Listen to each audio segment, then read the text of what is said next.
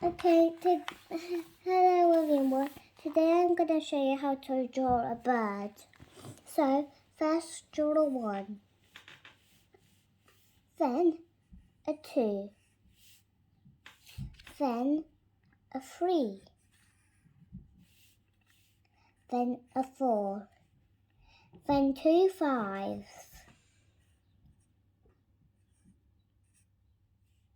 then a 6, then a 7.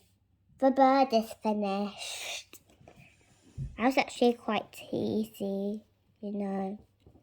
Wait, before this video ends, let me just draw something. Anyway, like and subscribe to this channel. Bye!